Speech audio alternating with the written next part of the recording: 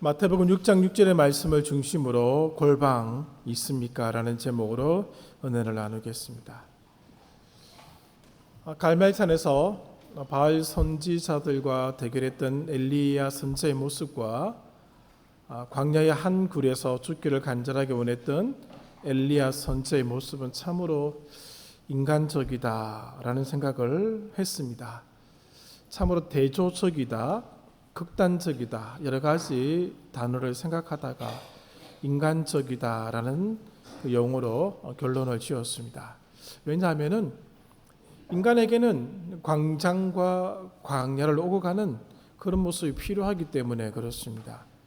한날에 낮과 밤이 있듯이 인생에도 광장과 광야의 조화가 필요하다라고 하는 것이죠.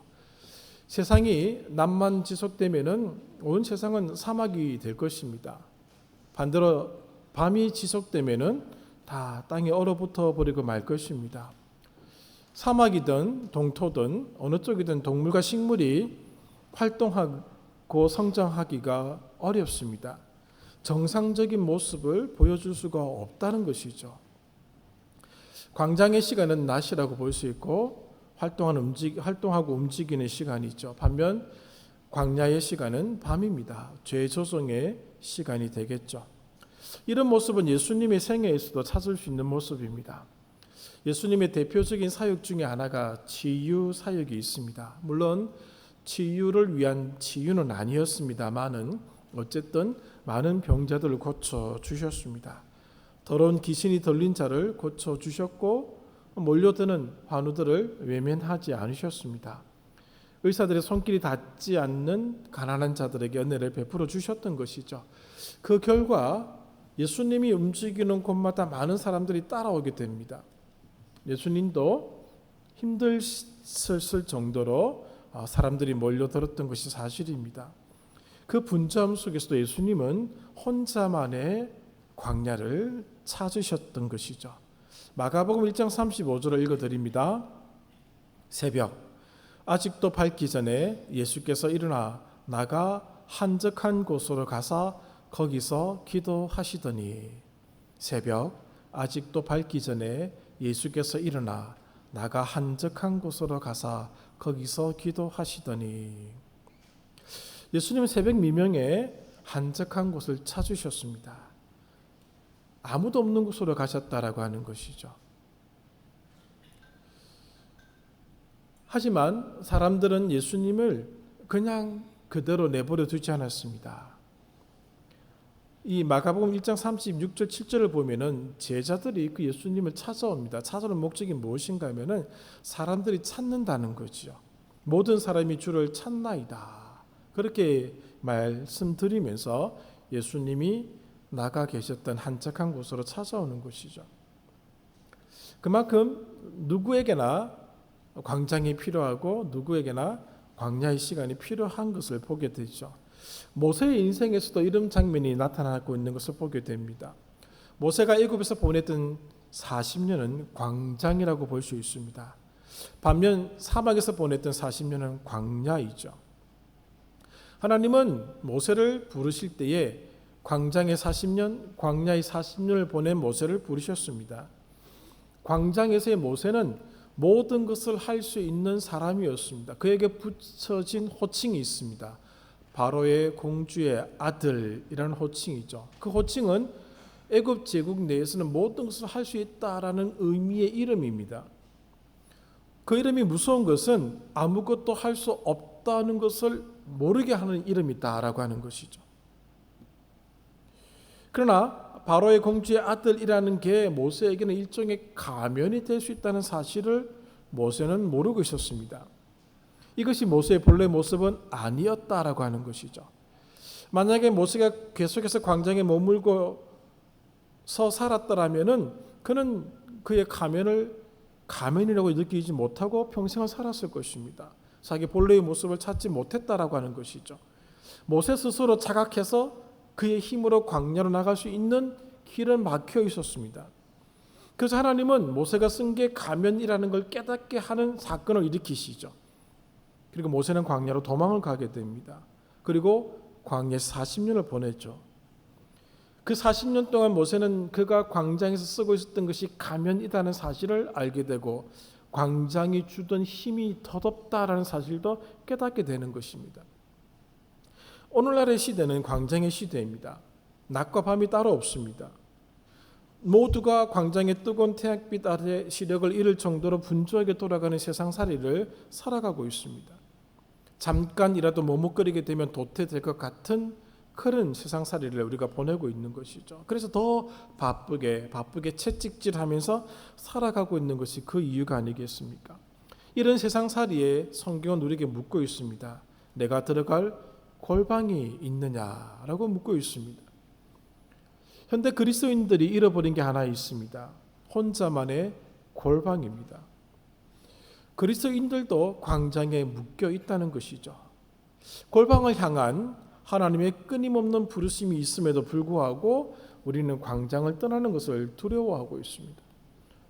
결과를 낳아야 된다는 거죠. 업적을 만들어야 된다는 거죠. 보여주어야 할 것들이 계속해서 생성되어야 한다는 그런 압박감에 광장의 그 무게에 짓눌려 살아가고 있다는 것이죠. 그러므로 지금이 혼자만의 골방에 들어갈 때가 아닐까라는 그런 생각을 하게 됩니다. 그렇지 않으면은 로뎀나무 밑에서 줄기를 바랄 정도로 힘든 일이 생길 수가 있습니다. 그런 현상이 생기기 전에 당신만의 여러분들만의 골방으로 들어가셔야 합니다. 오늘 본문이죠. 너는 기도할 때에 내 골방에 들어가 문을 닫고 은밀한 중에 계신 내 아버지께 기도하라 라고 말씀하고 있습니다. 예수님이 기도의 장소로 골방을 추천하고 있습니다. 성전이 아닙니다. 성전은 사람들이 너무 많습니다. 우리가 복음서에서 바리새인의 기도와 세리의 기도를 읽습니다. 세리의 기도와 바리새인의 기도의 차이가 뭔지 알고 계시죠? 바리새인의 기도는 광장의 기도죠. 반면 세리의 기도는 골방의 기도입니다. 여기는 장소적 의미를 얘기하는 것이 아니죠. 이 골방이라는 단어는 침실을 말하지 않습니다. 귀중한 보물을 숨겨두는 비밀 창고 혹은 밀실을 뜻하는 단어입니다. 이 골방이란 단어의 뜻이 바로 이것입니다. 귀중한 보물을 숨겨두는 비밀 창고, 밀실을 뜻하는 것이죠. 대부분의 사람들이 신앙생활도 마찬가지고 삶도 마찬가지입니다만은 광장에서의 삶을 추구하고 있습니다. 그러다 보니까 골방은 계속해서 잊어버리고 있는 것을 볼 수 있죠. 골방은 어떤 것인가? 모든 광장의 분주함을 끊어내야 들어갈 수 있는 곳입니다. 그래서 오늘 본문에도 내 골방에 들어가 문을 닫으라라고 얘기하고 있습니다. 광장을 향한 문을 닫으라는 것이죠. 오늘 우리의 분주함은 외부에서도 오고 내부에서도 일어나고 있습니다. 우리는 광장의 평가에 매우 민감합니다. 그렇죠? 나를 어떻게 평가해주고 있느냐 굉장히 민감하죠. 그래서 꾸미죠. 끊임없이 가면을 쓰는 이유가 바로 거기 있는 것이죠. 광장의 기준, 광장의 시선이 어떤 것인지 우리는 누구보다도 더 잘 알고 있습니다. 사람들은 끊임없이 광장의 관점으로 평가하고 있습니다. 이 일은 예배당 안에서 일어나고 있는 일들입니다. 그러다 보니까 광장이 커지면 커질수록 내면에서 솟아나는 불안과 염려와 걱정도 덩달아서 커지고 있는 것이 사실입니다. 골방은 어떤 것이냐? 이 모든 게 들어올 수 없도록 만드는 곳이 바로 골방입니다. 그래서 문을 닫으라는 것이죠. 광장을 향하여 열려져 있는 문을 닫는 겁니다. 그리고 하나님을 독대하는 것이 바로 골방의 의미입니다. 광장에서 사용했던 가면을 비로소 벗어 던질 수 있는 곳이 골방의 의미다라고 하는 것이죠. 우리는 사람에게 보이기 위해서 기도하지 않습니다. 기도의 본래 의미는 그런 것이죠. 그러나 대부분의 기도는 사람에게 보이려고 기도를 합니다. 그걸 연기라고 합니다. 진짜 기도 아니죠. 제가 기도할 때 공적인 기도를 써서 기도하라고 부탁드린 이유가 바로 거기에 있습니다. 쓰지 않으면은 사람에게 보이기 쉽습니다. 쓰는 것이 덜 연기하는 겁니다. 그래서 쓰라고 하는 겁니다. 기도문을 만드는 게 쉽지가 않습니다. 저도 많은 기도문을 만듭니다. 계속 고치는 거죠. 강론을 만드는 것보다 더 어렵습니다. 세상살이를 위해서 썼던 가면을 벗어 던지고 기도해야 어쩌면 진짜 기도라고 할 수 있을 것입니다. 그렇게 기도할 수 있는 곳, 그곳이 바로 골방이다라고 하는 것이죠. 근데 문제는 골방 있습니까? 모세, 엘리야, 예수님, 세례요한, 바울 이분들의 공통점은 광야의 중요성을 아시고 광야로 나가셨던 분들입니다. 광야는 철저한 단절의 장소죠. 광장의 기대감, 환호성이 전혀 없는 곳입니다. 그래서 문을 닫아 광장과 단절하라고 하는 것이죠. 왜 광야로 나가는가? 그곳에서는 하나님의 세미한 음성이 들리기 때문에 그렇습니다. 갈멜산에서 바알 선지자들과 대결을 벌였던 엘리야는 하나님의 음성을 듣고자 광야로 나가게 되는 것이죠. 모세가 만약에 광야에 머물지 않았더라면 그는 결코 하나님을 만날 수가 없었을 것입니다. 지금 우리는 물리적으로는 광야에 나갈 수는 없습니다. 사막의 교부들처럼 광야에 나가서 우리의 삶을 살아가기는 힘듭니다. 사막의 교부들에 관한 책들을 읽어본 적이 있습니다. 사람들이 그들을 찾으면 끊임없이 더 깊은 곳으로 들어갔다고 합니다. 자기를 찾지 못하도록. 물이 있는 곳에 머물면서 하나님의 음성을 깊이 듣고자 그들의 삶을 하나님께 드렸던 것이죠.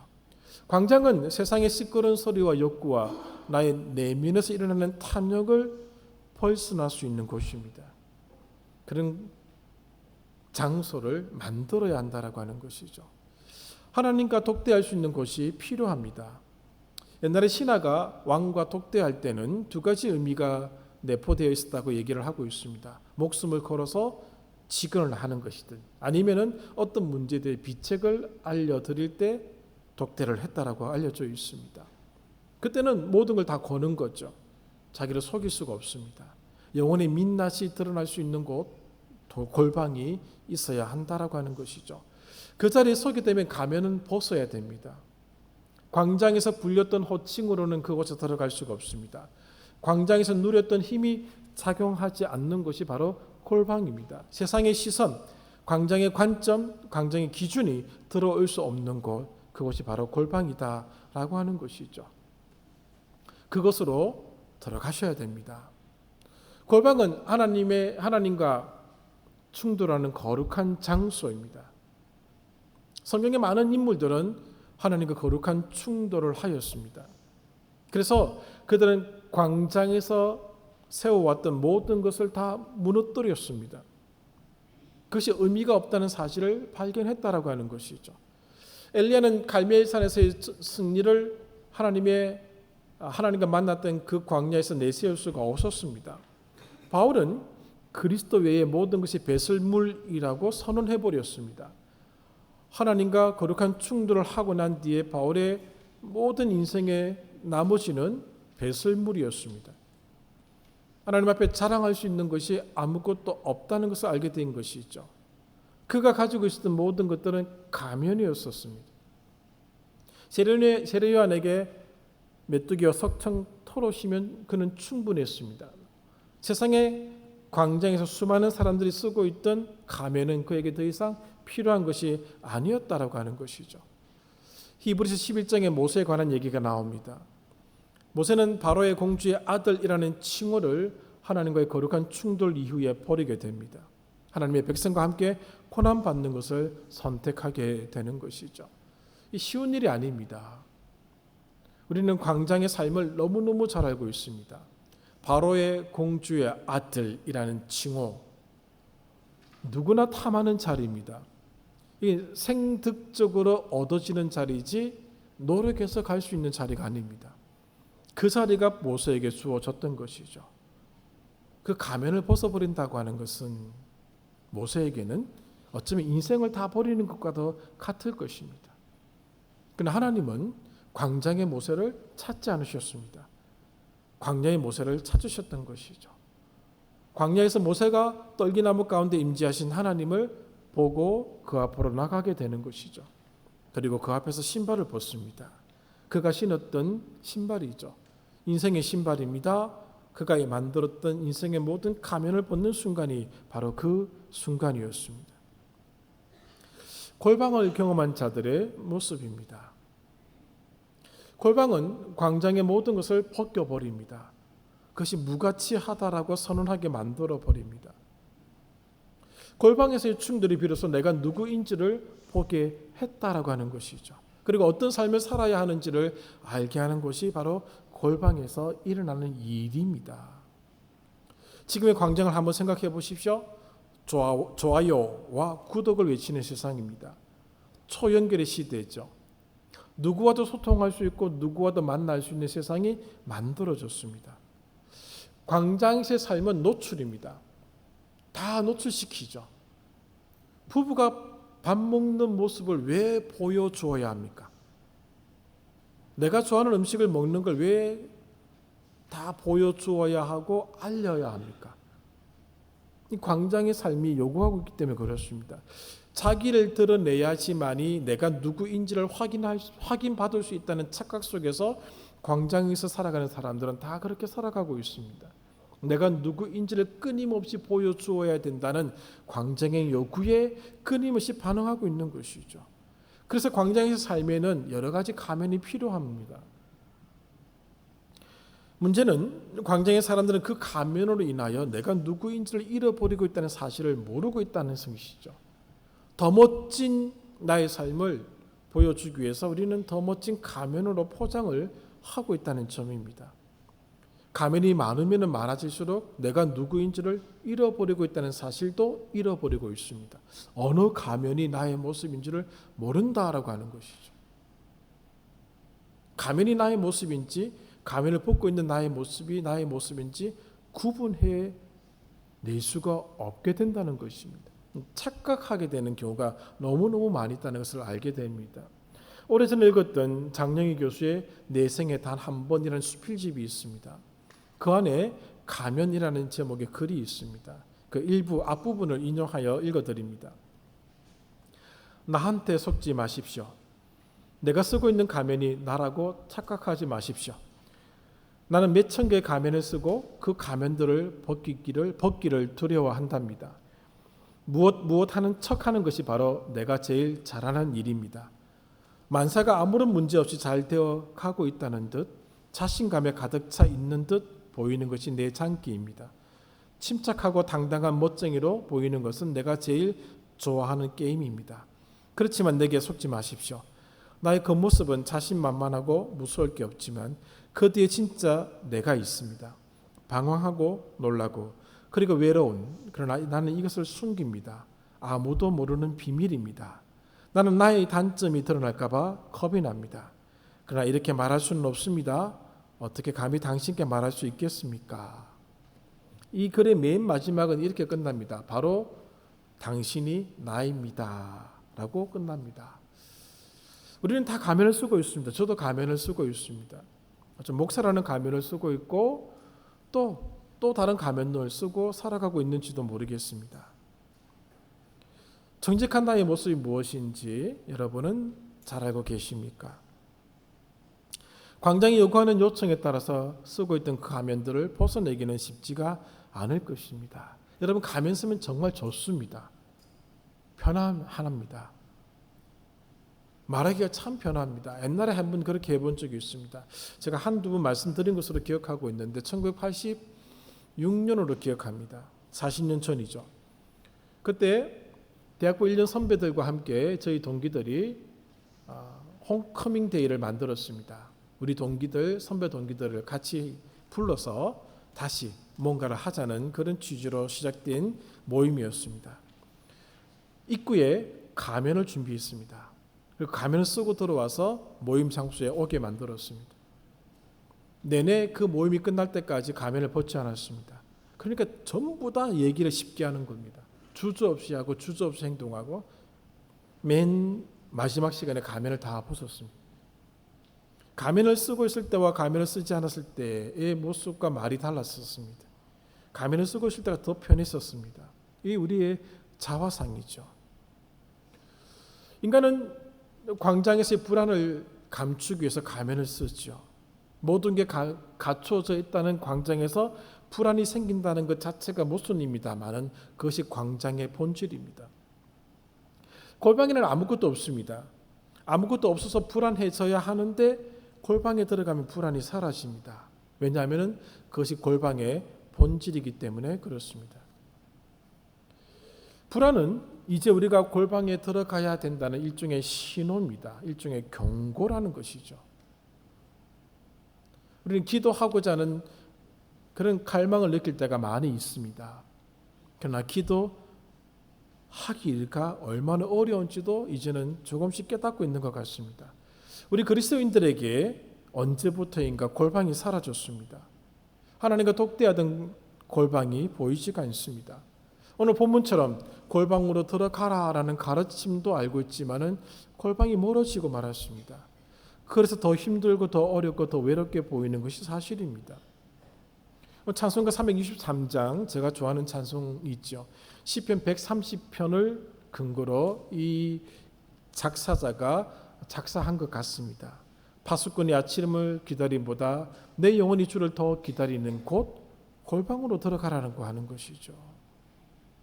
내가 깊은 곳에서 하나님을 만나야 한다는 것입니다. 그곳에서 여호와의 인자하심과 풍성한 속량을 경험해야 한다라고 하는 것이죠. 너무 광장에 너무 많이 나와 있습니다. 코로나가 터졌을 때에 이런 얘기들을 많이 들으셨을 것입니다. 교회에서 나왔던 얘기입니다. 목사들이 했던 얘기죠. 이제 뭐 하지? 라는 얘기를 많이 들었습니다. 오늘날 한국교회도 더 모두가 다 광장에서의 모습만 보여주고 있습니다. 내가 이것을 잘한다, 저것을 잘한다, 광장의 모습이 계속 추구되어 오다가 코로나로 인하여 다 골방에 들어가야 되다 보니까 이제 뭐 하지가 되어 버리고 말았습니다. 행사를 못했습니다. 함께 모이는 것이 금지당했습니다. 광장의 문이 닫힌 것이죠. 골방으로 들어갈 시간인 줄 모르고 있었던 것이죠. 그렇게 골방이 제시되었음에도 불구하고 골방으로 들어가지 않았습니다. 광장의 문이 닫혀야 골방의 문이 열리는 것입니다. 오늘도 보십시오. 6절 내 골방에 들어가 문을 닫으라 라고 말씀하고 있습니다. 광장에 있으면 골방의 문을 닫아야 됩니다. 골방에 들어가면 광장의 문을 닫아야 된다는 것이죠. 광장의 소리를 듣지 않아야 엘리야 선지자가 들었던 하나님의 세미한 음성이 비로소 들리게 된다라고 하는 것입니다. 하나님의 세미한 음성이 엘리야를 살렸습니다. 우리를 살리는 음성은 광장의 소리가 아닙니다. 광장이 주는 것들도 아닙니다. 하나님의 세미한 음성이 엘리야를 살렸던 것처럼 우리를 살리게 되는 것이죠. 그 하나님의 음성을 듣던 곳 골방 있습니까? 창세기 35장을 보십시오. 야곱의 인생에 한 정점이 그려지고 있는 장면입니다. 그는 하나님의 은혜로 말미암아 세겜까지 도착을 했습니다. 세겜은 일종의 야곱에게서 광장이죠. 그가 경험했던 세겜은 머물기가 참 좋았던 곳이었습니다. 그리고 그 광장에 살기로 결정을 하게 됩니다. 그리고 오랜 시간을 세겜에 머물렀습니다. 그때 하나님 어떻게 하시죠? 광장에서 그를 쫓아내 버리십니다. 딸 디나의 사건이 일어나게 됩니다. 그때 야곱이 깨닫는 것이 있죠. 골방으로 들어가야 된다는 사실을 깨닫게 됩니다. 창세기 35장 1절 베들로 올라가자라고 이 가족에게 요청하게 되죠. 그때 올라갔던 야곱의 모습을 식솔들의 모습을 성경은 이렇게 기록하고 있습니다. 너를 꾸몄던 모든 장식품을 상수리 나무 아래에 다 묻도라고 얘기합니다. 민낯으로 올라가는 겁니다. 광장에서 그가 얻었던 칭호로 올라가는 게 아닙니다. 광장에서 그가 얻었던 명예로 올라가는 것이 아닙니다. 광장에 그가 얻었던 것으로 하나님께 다가갈 수는 없는 겁니다.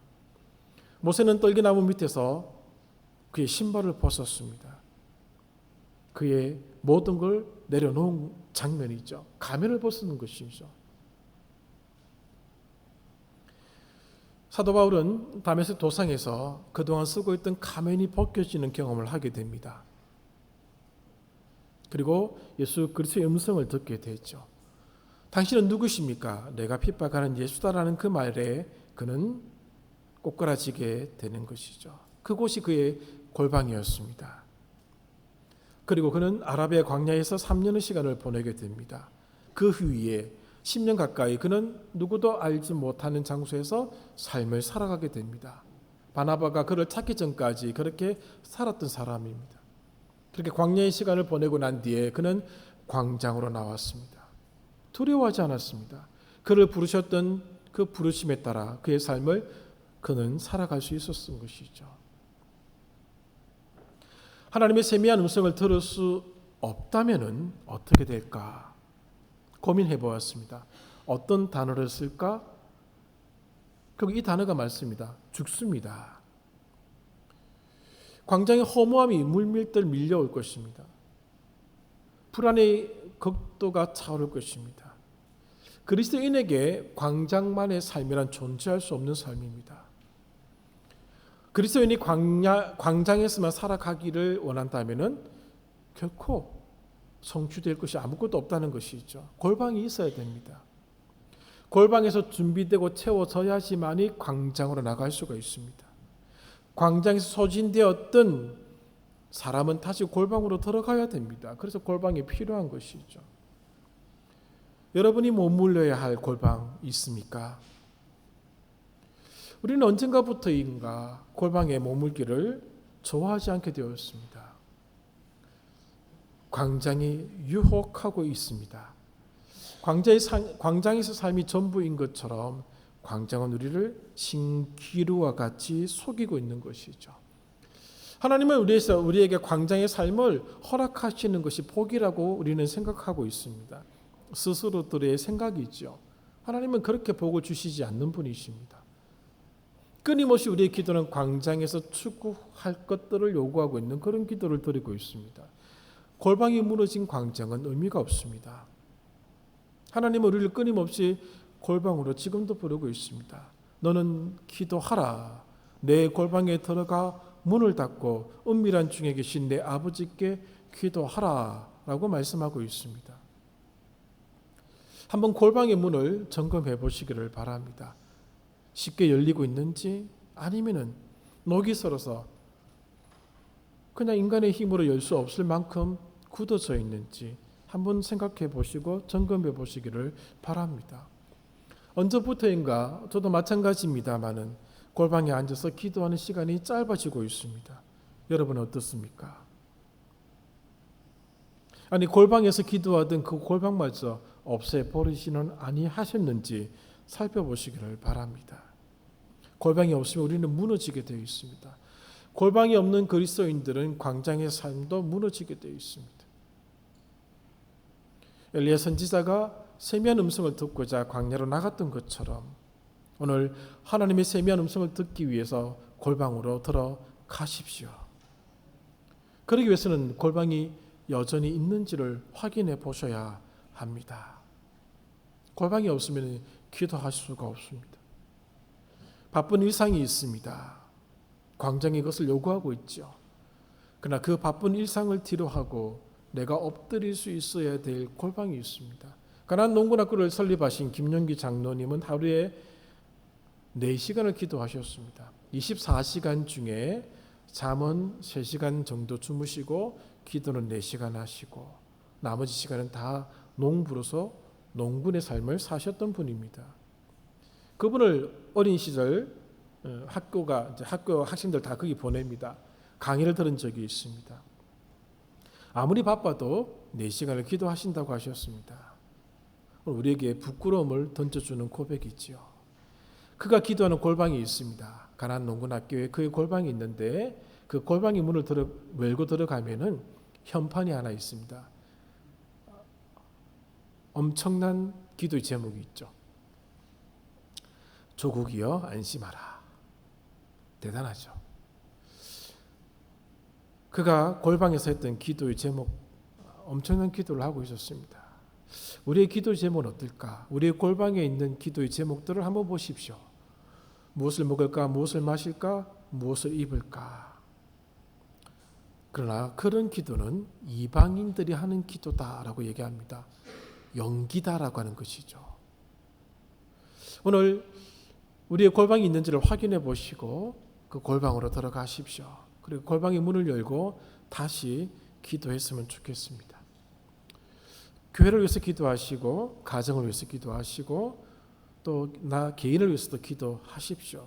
어떤 기도의 제목도 다 좋습니다. 그러나 광장을 향한 문을 닫고 기도하셔야 됩니다. 그렇지 않으면 여러분이나 저는 죽습니다. 어쩌면 사상결단으로 기도해야 되지 않을까라는 생각도 많이 하게 됩니다. 여러분의 골방, 저의 골방 있습니까? 하나님이 이렇게 묻고 있습니다. 그 골방으로 들어가는 우리 사랑하는 성도들 되시기를 간절히 소망합니다. 하나님 아버지 감사합니다. 우리 골방이 있는지를 하나님이 묻고 계십니다. 그 골방에서 기도한 적이 있었는가 하나님이 점검하고 계십니다. 골방을 잃어버린 사람들, 골방을 외면하고 있는 사람들이 많습니다. 그러나 그 골방에서의 기도가 나를 살리고 나를 지탱하고 있다는 사실을 발견하게 하여 주시옵소서. 골방에서의 기도가 끊어진 자가 어떻게 광장에서 삶을 만들어갈 수가 있겠습니까? 하나님, 다시 한번 사랑하는 성도들 골방으로 들어가 광장을 향한 문을 닫고 은밀한 중에 계신 여호와께 기도하게 하여 주시옵소서. 예수님의 이름으로 기도합니다. 아멘.